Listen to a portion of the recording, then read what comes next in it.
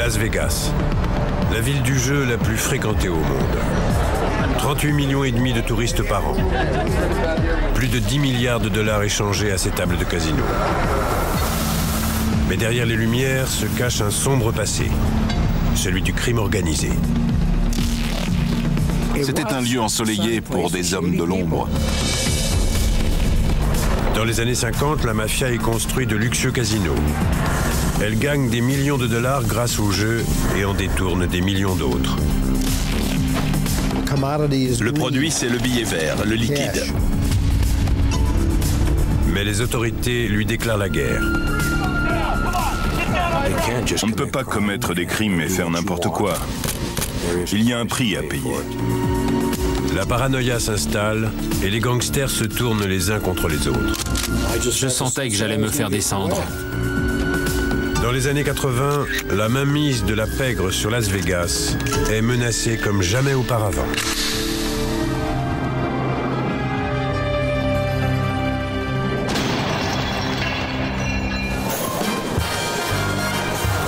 Las Vegas, Nevada, dans les années 50.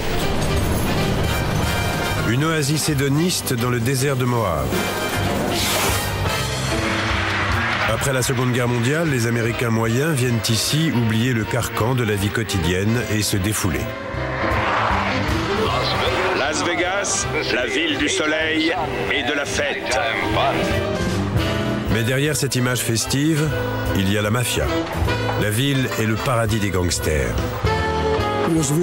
C'était vraiment propre à Las Vegas. Ils ont construit la ville et l'ont rendue prospère.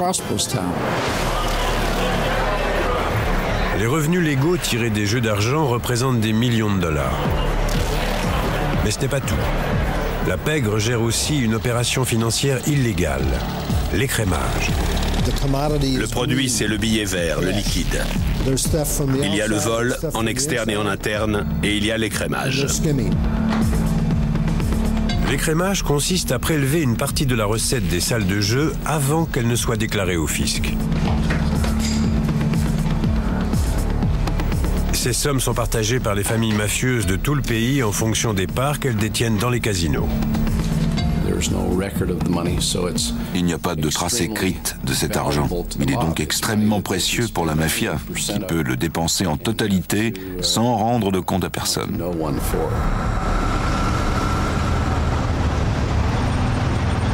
L'animateur radio True Hawkins a grandi à Las Vegas. Dans les années 50, son père était caissier au casino Riviera.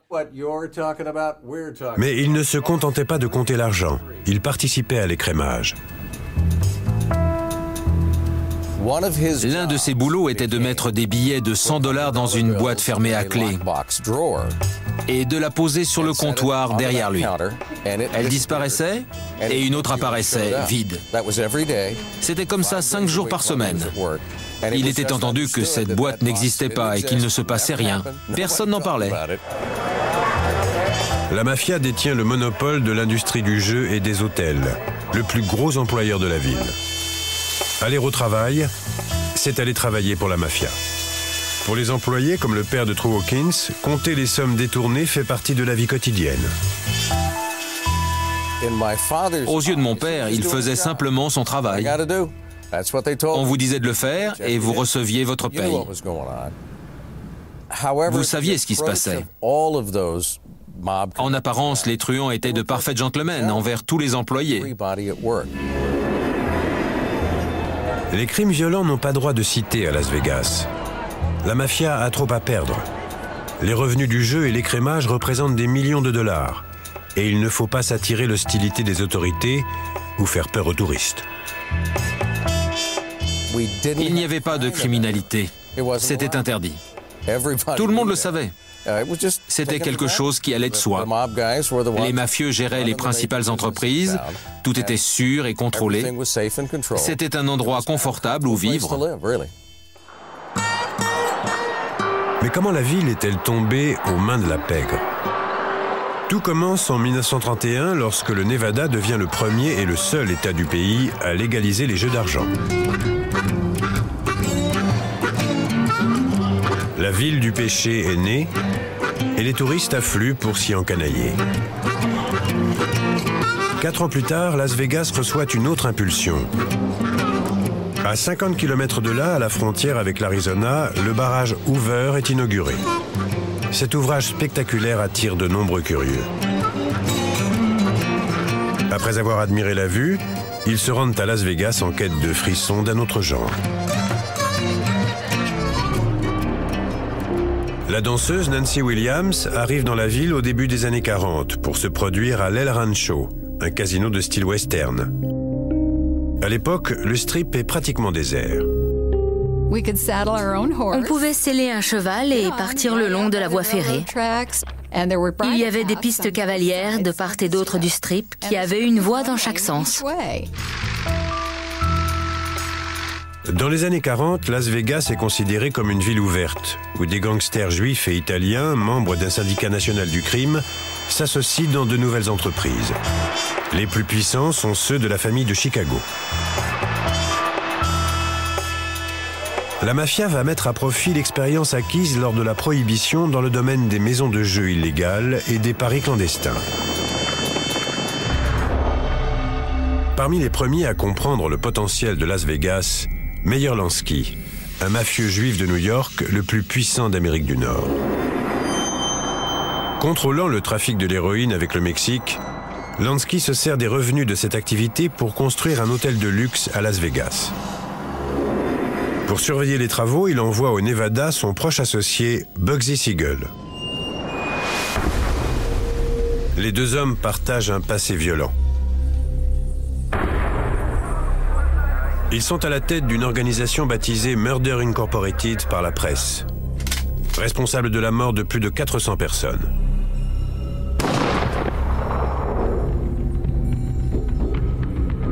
À lui seul, Siegel est l'auteur de plus de 30 meurtres. Mais en public, il offre l'image d'un fringant directeur de casino. Le 26 décembre 1946, le Flamingo ouvre ses portes. Il symbolise le nouveau Las Vegas.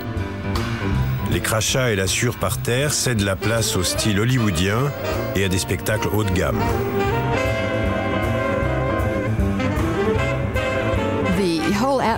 Le cadre était extrêmement élégant, pas du tout western. Il n'était pas question d'entrer avec des bottes de cow-boy. Il fallait être bien habillé. Mais Siegel tombe en disgrâce. Le chantier a massivement dépassé le budget et la mafia les soupçonne, lui et sa maîtresse, de voler dans la caisse. Le 20 juin 1947, il paye le prix de ses indélicatesses.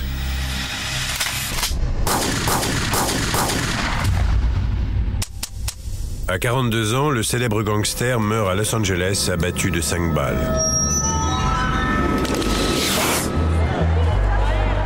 Grâce à lui, Las Vegas est devenue une destination touristique incontournable. Au cours des 10 années suivantes, le syndicat du crime blanchit l'argent. Les mafieux eux-mêmes contribuent désormais à l'attrait de la ville. Le côté glamour du crime organisé attirait certains touristes qui venaient dans l'espoir de voir un gangster. Les mafieux sont des hôtes parfaits. Ils offrent aux gros joueurs des repas gratuits ainsi que les meilleures places de spectacle et les plus belles chambres. Ils faisaient bien leur travail. Ils savaient comment traiter les clients. Ils connaissaient leurs noms et les accueillaient en disant « Vous avez mangé? Vous voulez voir le spectacle? Que pouvons-nous faire pour vous ?» C'était comme ça qu'ils faisaient. Ils avaient la haute main sur tout ce qui se passait dans les hôtels. Ils ne restaient pas assis dans un bureau. Ils allaient dans les salles de jeu et les cuisines et vérifiaient que tout était fait correctement. Certains cuisinaient même pour nous.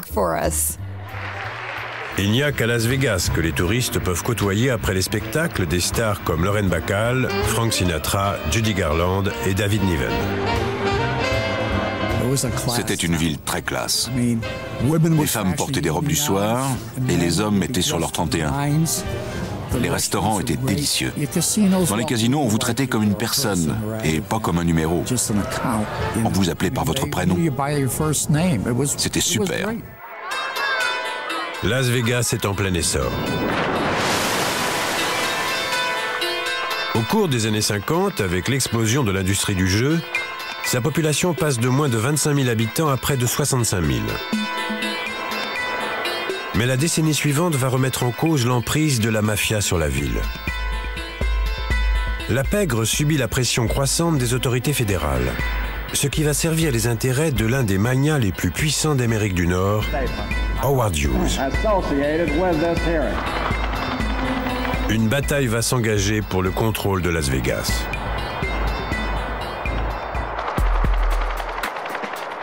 En 1966, le Caesars Palace, l'hôtel le plus grand et le plus extravagant de l'époque, ouvre. Il a coûté 19 millions de dollars, la somme provenant presque en totalité des caisses de retraite du syndicat des camionneurs. Le plus gros volume de capitaux centralisés du monde libre, ce sont les fonds de pension des travailleurs américains. Et cet argent a aidé à construire les casinos de Las Vegas. Les caisses de retraite du syndicat des camionneurs, dirigées par Jimmy Hoffa, deviennent la tirelire privée de la mafia. Les versements des syndicalistes sont détournés pour offrir à la pègre des prêts à la construction partout dans Las Vegas. À la fin des années 50, ces prêts servent à construire des routes, un centre commercial, des terrains de golf et un nouvel hôpital. Dans les années 60, ils sont utilisés pour bâtir et rénover des hôtels. Mais ce développement attire l'attention du gouvernement. Je suis heureux d'accepter le poste de ministre de la Justice des États-Unis. Quand Robert Kennedy est nommé ministre de la Justice en 1960, il intensifie la lutte contre le crime organisé. En 1964, le président du syndicat des camionneurs, Jimmy Hoffa, est condamné. Cependant, le syndicat se contente de le remplacer par un nouveau président corrompu et continue à financer le boom immobilier de Las Vegas.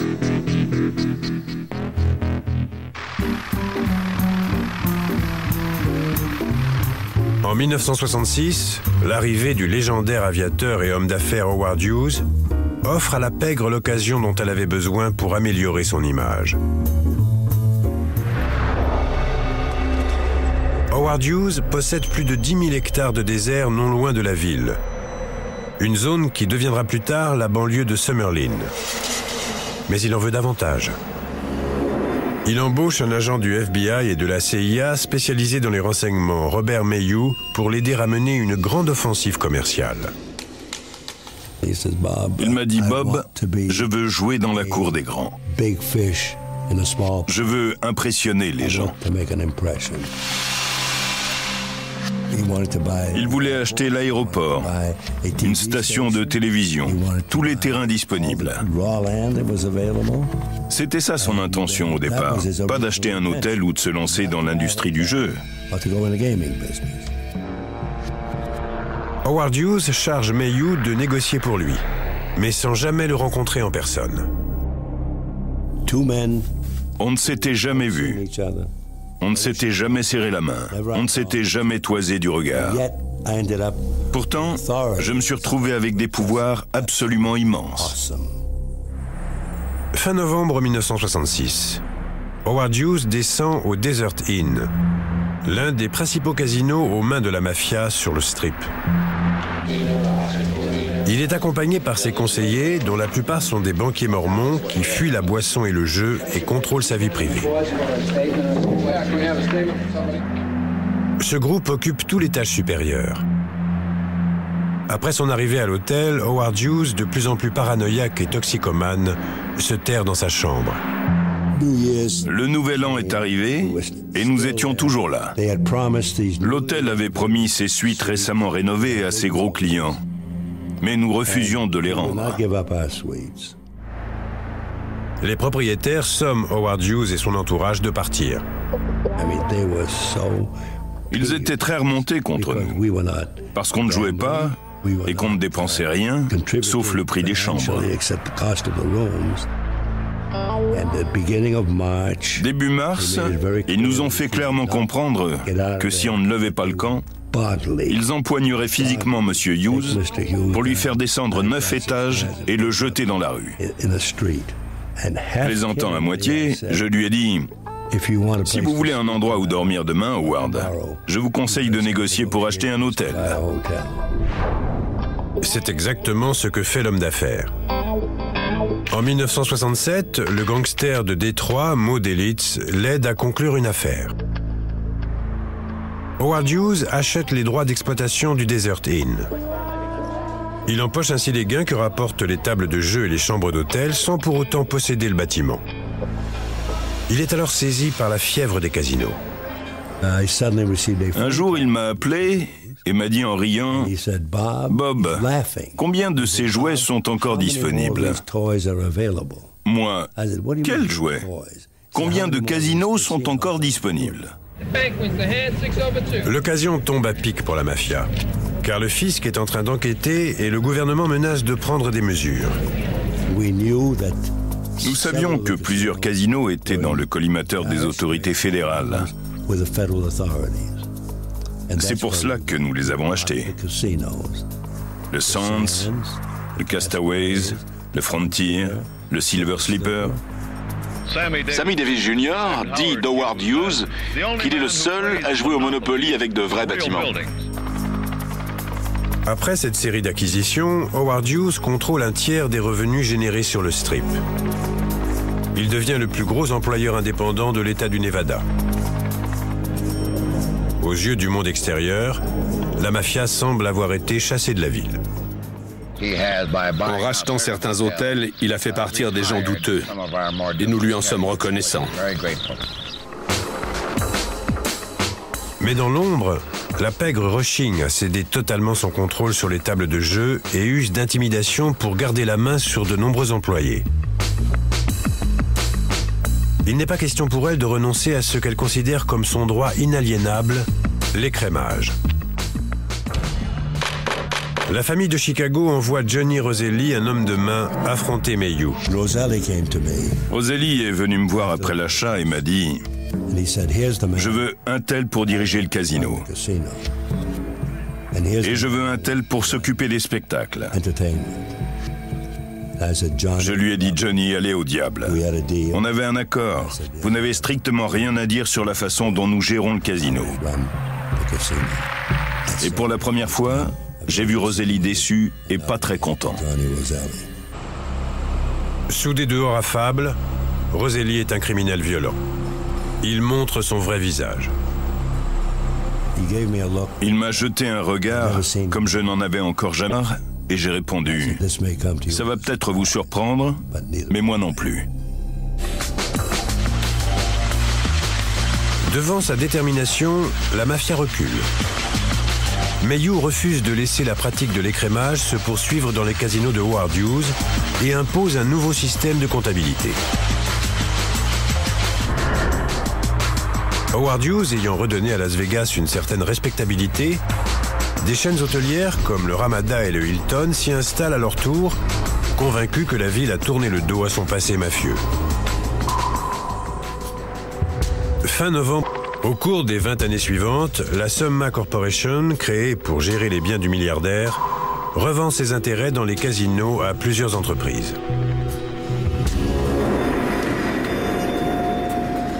Mais si Howard Hughes a redoré le blason de la ville, la mafia possède toujours des parts dans plusieurs autres casinos. Parmi les plus importants, le Stardust, l'établissement phare de la famille de Chicago. Hughes a essayé de l'acheter, mais le ministère de la Justice y est opposé car cela aurait enfreint les lois antitrust. Pour moi, c'est très simple. Si on nous avait autorisé à acheter le Stardust, cela aurait chassé le crime organisé de Las Vegas. Le Stardust est le bastion qui va permettre à la pègre de se maintenir dans la ville au cours de la décennie suivante.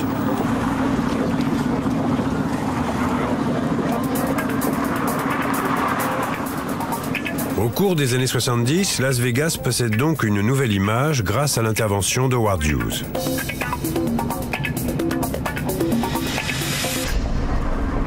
Mais la famille de Chicago, dirigée par le parrain Joseph Ayupa, contrôle toujours le Fremont, l'Hacienda, le Marina et surtout le Stardust. L'écrémage reste au cœur de ces activités et il faut quelqu'un sur place pour surveiller les opérations.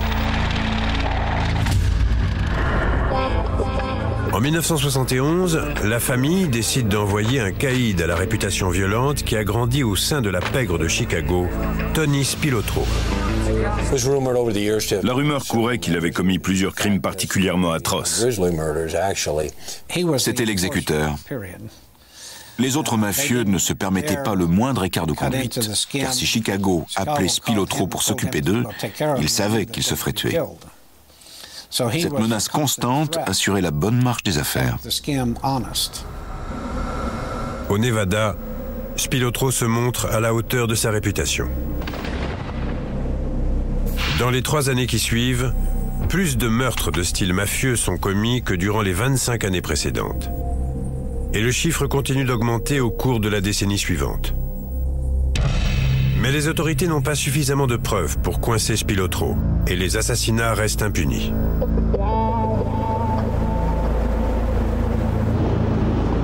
L'équipe de Spilotro comprend l'ex-gangster Frank Cullotta. Lui aussi a grandi dans le milieu à Chicago. Si vous abandonnez quoi que ce soit dans le désert, ça disparaît au bout d'un certain temps. C'est un... Dominique Spinale est arrivé à Las Vegas en tant que joueur professionnel. Cet ancien gangster et bookmaker de Boston était conscient qu'il ne fallait pas plaisanter avec Spilotro. Le message a circulé dans le milieu que si on envisageait d'aller à Vegas en franc-tireur, mieux valait s'abstenir, sous peine de le regretter. Sa réputation était tellement redoutable qu'on aurait pu penser que c'était lui qui régnait en personne sur les casinos, ce qui était faux. Une fois Spilotro sur place pour s'assurer que tout le monde marche droit, la famille de Chicago fait alliance avec ce que le FBI appelle un homme de paille. Un homme de paille était quelqu'un qui n'avait aucun lien avec la mafia, mais pouvait être actionné comme une marionnette par les gens qui l'avaient mis en place.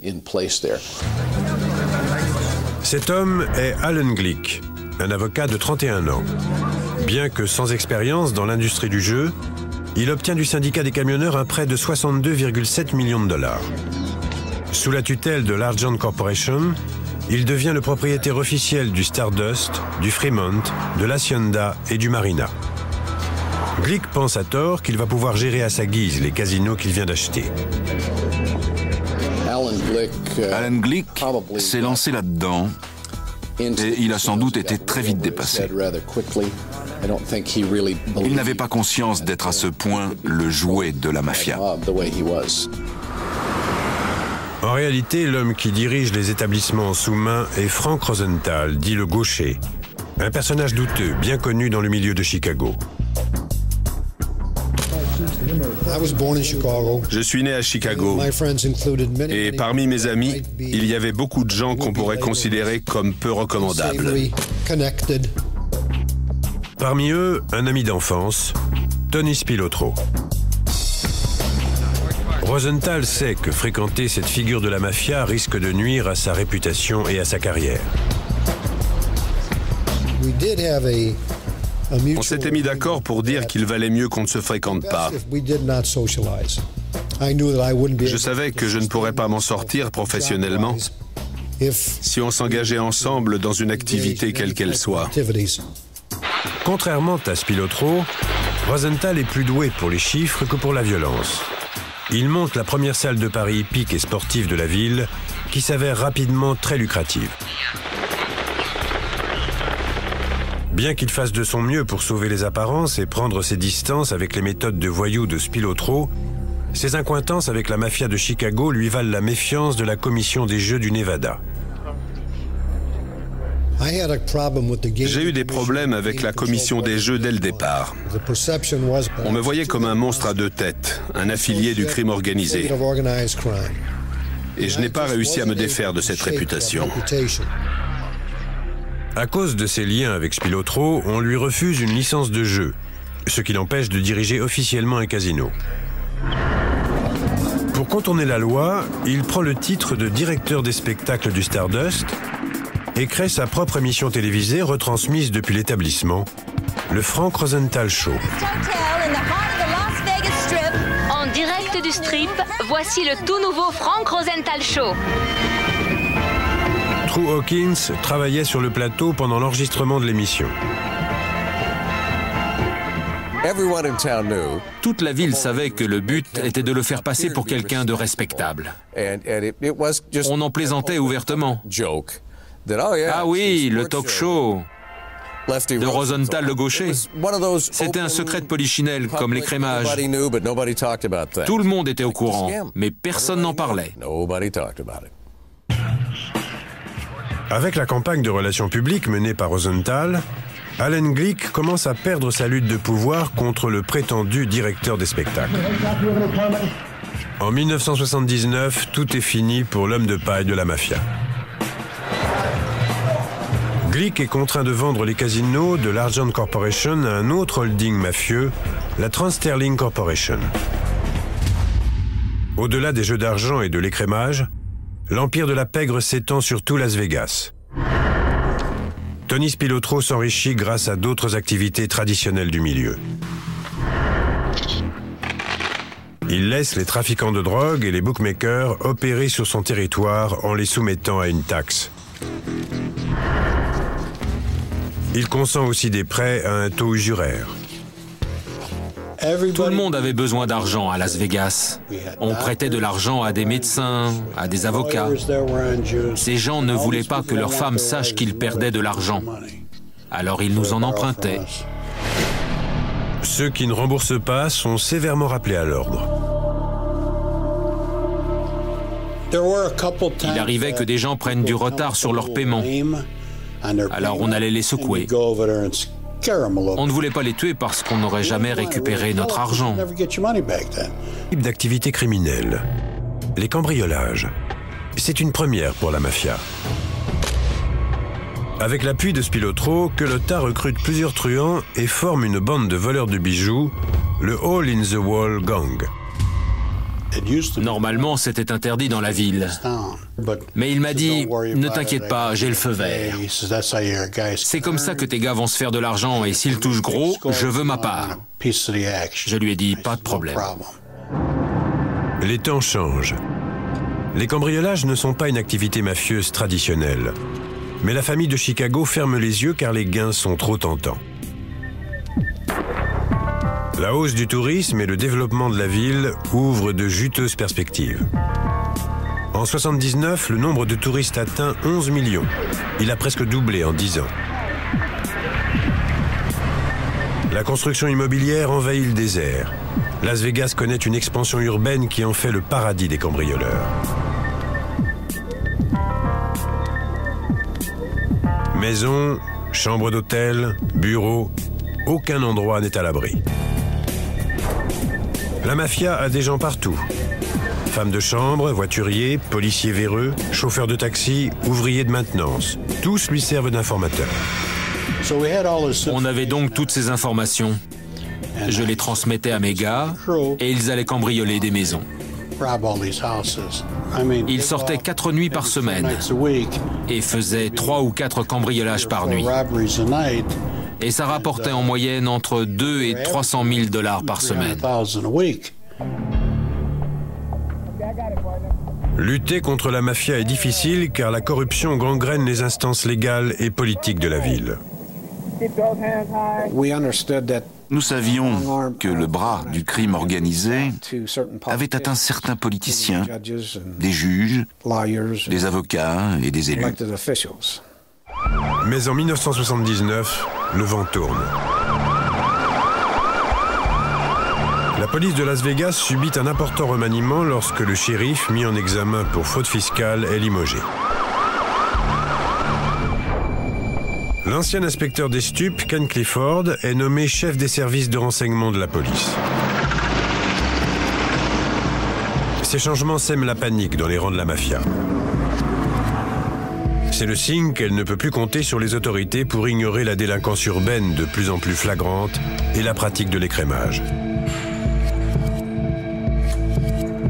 Les activités criminelles de Spilotro poussent aussi le FBI et la police à unir leurs forces pour la première fois. Les deux administrations élaborent un nouveau plan. Des micros sont cachés un peu partout dans la ville. Dans des voitures, des parkings, des cabines téléphoniques et même à l'aéroport, dans l'espoir de glaner des renseignements. On a décidé de leur appliquer une pression constante, en espérant qu'ils feraient une erreur dont on pourrait tirer parti, ou que l'un d'eux finirait par en avoir assez et déciderait de coopérer avec les autorités.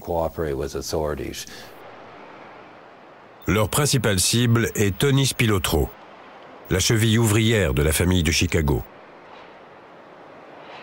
Les médias ne le lâchent plus d'une semelle. On s'est dit qu'en braquant les projecteurs sur lui, ça énerverait ses patrons à Chicago et qu'il serait rappelé là-bas ou qu'on arriverait à le mettre en prison. Le plan fonctionne. La pression commence à ébranler Spilotro. Tony est devenu parano. Il y a eu un moment où je me suis demandé s'il ne prenait pas de la coke, parce qu'il restait debout toute la nuit. Les journaux n'arrêtaient pas de parler de lui, et ça lui portait sur les nerfs. Les hommes de Spilotro sont eux aussi surveillés. Culota utilise l'argent des cambriolages pour ouvrir un restaurant, la pizzeria Upper Crust, qui lui sert de lieu de rendez-vous avec ses complices. Immédiatement, le FBI place l'endroit sous surveillance. Ils se retrouvaient là tous les soirs. Heureusement pour nous, ils avaient des chaises et des tables en terrasse et c'était plus facile à surveiller. Quand on voyait une voiture bizarre avec deux types à l'intérieur, on savait qu'ils n'avaient rien à faire dans le quartier et que c'était des fédéraux. On mettait la main devant la bouche comme ça. Eux ne pouvaient pas lire sur vos lèvres, mais votre interlocuteur à gauche ou à droite vous entendait. Ça les rendait fous. Ils ont essayé de lire sur nos lèvres. Ils ont tout essayé. Un jour, l'agent du FBI, Lynn Ferrin, a un coup de chance. Ces hommes identifient un truand appelé Phil Ponto qui a des liens avec le Stardust. Grâce à lui, ils espèrent boucler leur enquête sur l'écrémage du casino. Lui seul entrait et sortait de la salle de comptage. Les flics n'y avaient pas accès, ni la sécurité. Il faisait la navette avec les tables de jeu. C'était un boulot pépère. Le premier dimanche de chaque mois, Ponto rencontre Joseph Talerico, un gangster de Chicago employé du syndicat des camionneurs. C'était généralement dans le parking d'une quincaillerie. Il marchait et parlait, et on essayait d'écouter ou d'enregistrer ce qu'il disait. Ponto avait toujours un sac en papier marron qu'il donnait à Talerico. Le FBI est convaincu que le sac contient des milliers de dollars en liquide pris sur la recette du Stardust. Chaque mois, Talerico ramène l'argent à Joe Aiuppa, le parrain de la famille de Chicago. On a suivi ces rencontres entre Ponto et Talerico pendant 18 mois. Tous les mois, ponctuellement, ils s'échangeaient ce sac. Enfin, des micros placés à l'intérieur du Stardust fournissent les preuves nécessaires pour obtenir un mandat de perquisition. Mais à leur grande consternation, les fédéraux découvrent qu'ils ont été percés à jour. Au lieu de 300 000 dollars en liquide, il y avait des petits gâteaux et du vin.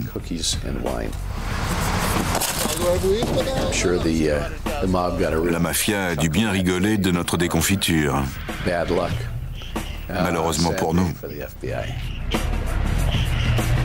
Mais les agents du FBI vont avoir plus de chance dans un autre domaine.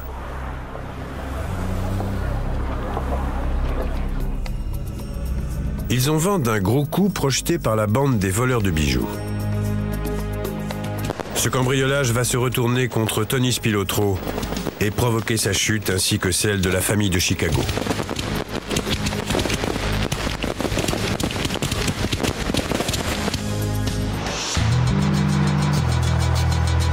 1982. Le FBI continue d'enquêter sur l'écrémage des recettes du Fremont et du Stardust.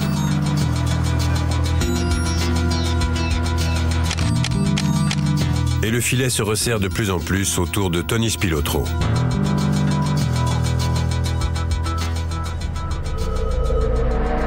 Malgré cela, Spilotro donne à Frank Cullotta et ses hommes le feu vert pour entreprendre leur cambriolage le plus audacieux.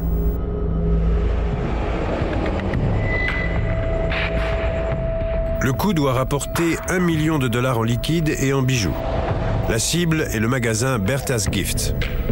Le magasin avait des détecteurs de son et de mouvement. La seule façon d'entrer, c'était de passer par le toit pour rejoindre la chambre forte. Le 4 juillet, alors que la ville célèbre la fête nationale, la bande passe à l'action. Pour eux, c'était un bon plan. Ils pouvaient couper, percer, ou que sais-je encore, pendant qu'on tirait le feu d'artifice. « 21h. La bande monte sur le toit pendant que Cullotta reste en bas du bâtiment. Il tombe dans un piège. On ne savait pas que les fédéraux nous surveillaient depuis les toits des gratte-ciel en face. Ils avaient aussi des avions et des flics partout aux alentours. 40 agents des forces de l'ordre les guettent, dont Dennis Arnoldi et Lynn Ferrin. Ils ont été prévenus par un indique qui leur fournit des informations en échange de l'indulgence des tribunaux. On avait des équipes d'intervention et de surveillance.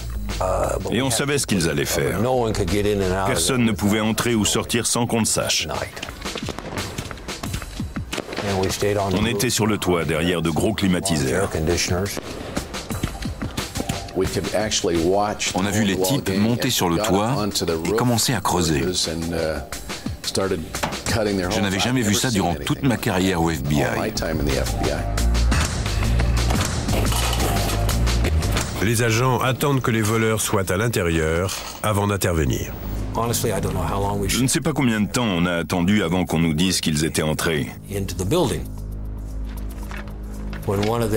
Quand l'un d'eux a pénétré à l'intérieur et est arrivé dans la chambre forte, on a reçu l'ordre de passer à l'action.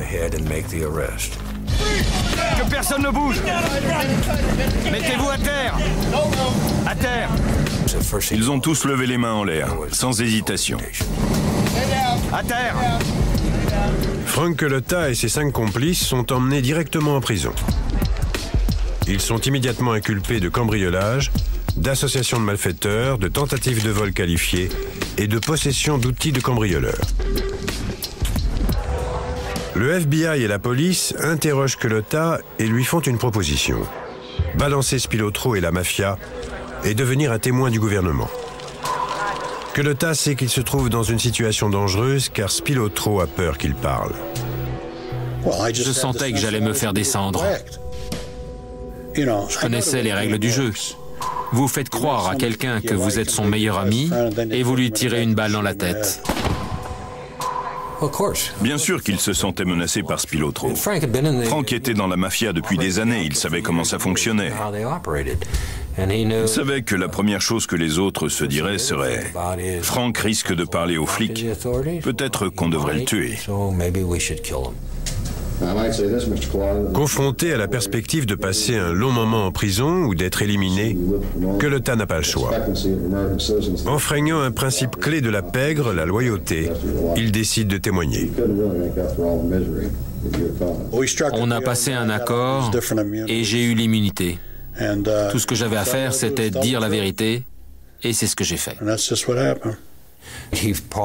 Il a probablement et même certainement pensé qu'il n'avait pas le choix. Pour se protéger et protéger sa famille, il fallait qu'il fasse un marché avec nous et coopère.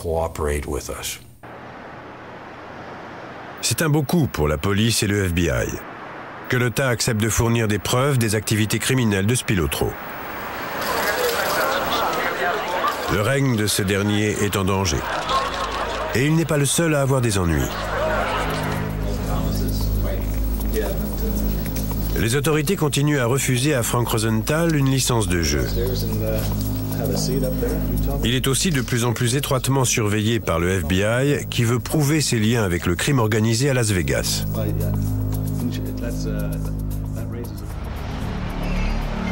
Le 4 octobre 1982, la pression augmente d'un cran.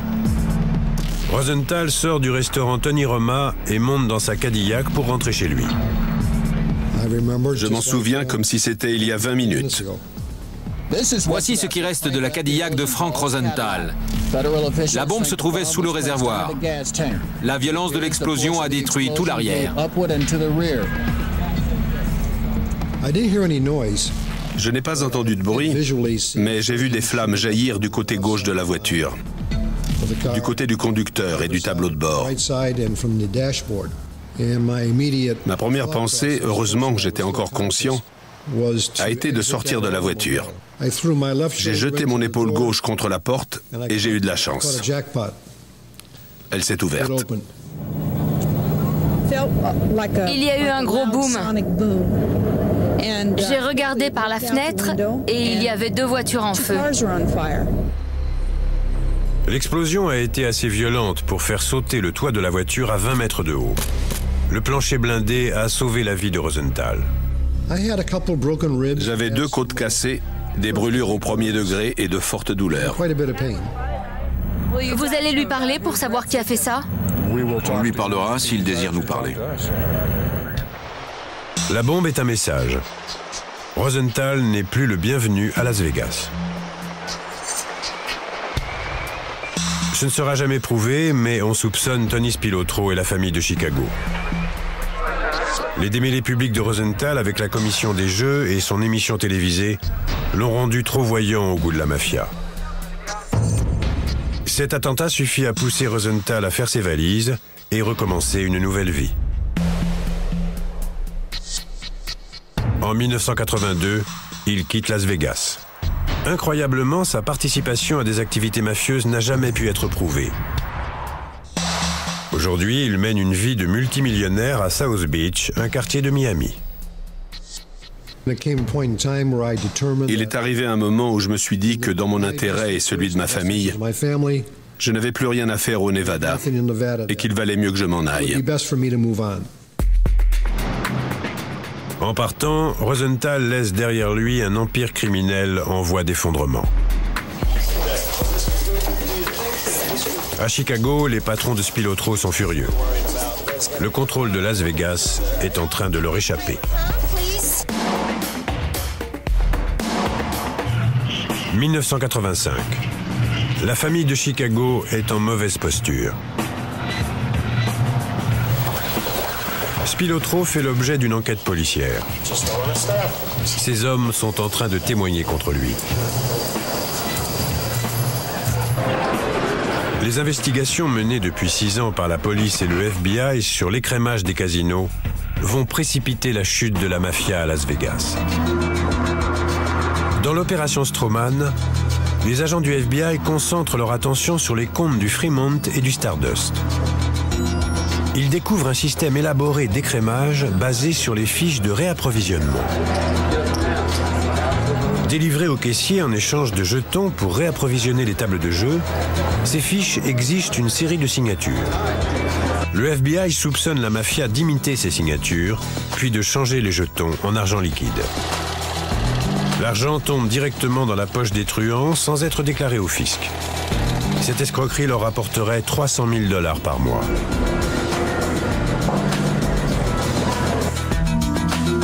Les fédéraux saisissent les fiches pour comparer l'écriture des employés avec celle de mafieux connus.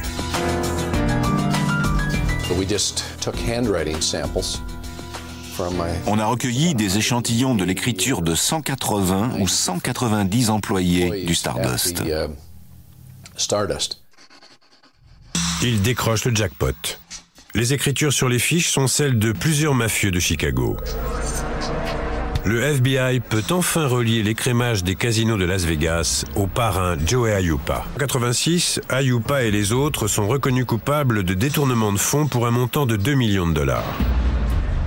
La Transterling Corporation, détenue par la mafia, est condamnée à payer une amende d'1 million de $, et a cédé la gestion des casinos à une société intègre. Ça leur a cassé les reins pour ce qui était du contrôle des casinos. En juin 1986, après avoir échappé de justesse à une condamnation 1 an plus tôt, Tony Spilotro fait face à un nouveau procès pour constitution d'une bande de cambrioleurs, rackets et plusieurs meurtres. Frank Cullotta a déjà fourni une bonne partie des preuves à charge contre son ancien patron. Cette fois, il doit témoigner contre lui au tribunal. Cullotta est le témoin clé de l'accusation dans le procès Spilotro. S'il est reconnu coupable, Spilotro pourrait impliquer la famille de Chicago dans plusieurs dizaines de crimes supplémentaires et faire tomber toute l'organisation. La publicité qui entoure l'affaire met sa vie en danger.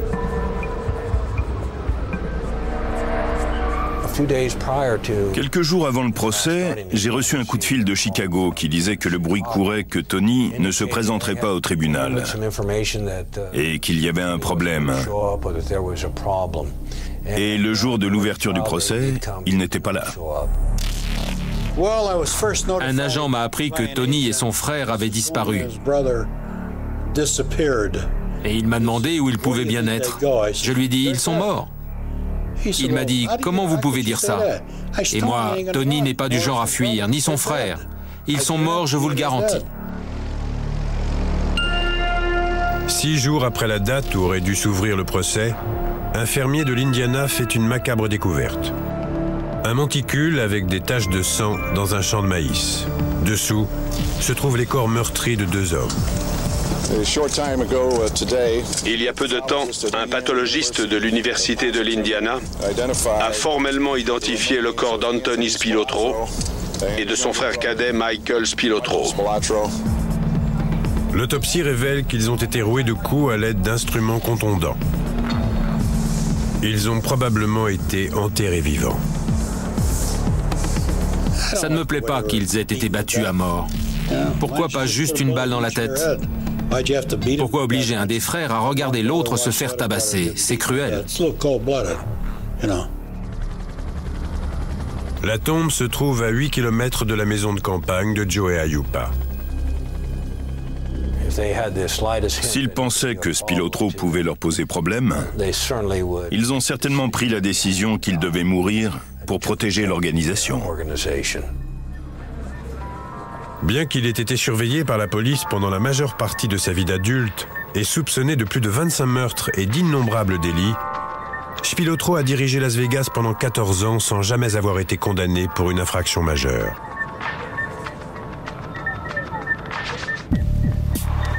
Las Vegas a abrité l'empire mafieux le plus puissant des États-Unis. Mais en ouvrant la ville à la petite criminalité, Spilotro a conduit la mafia à sa perte et permis aux autorités de passer à l'action. Les mafieux d'antan qui avaient aidé à construire et diriger Las Vegas sont partis, semble-t-il, pour toujours.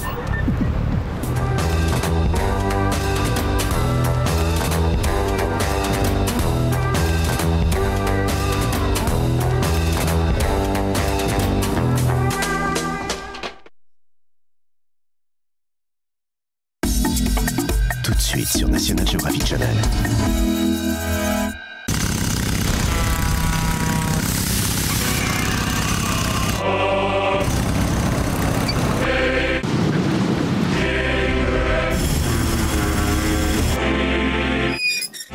Imaginez l'impossible. Braver les lois de la gravité et repousser les limites de l'ingénierie. À la pointe de l'extrême et de l'innovation. Découvrez les projets les plus ambitieux dans mégastructure. Ce soir à 20h40 sur National Geographic Channel.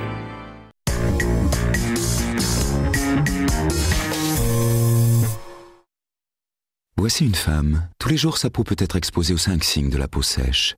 Sécheresse, tiraillement, rugosité, démangeaison, squame.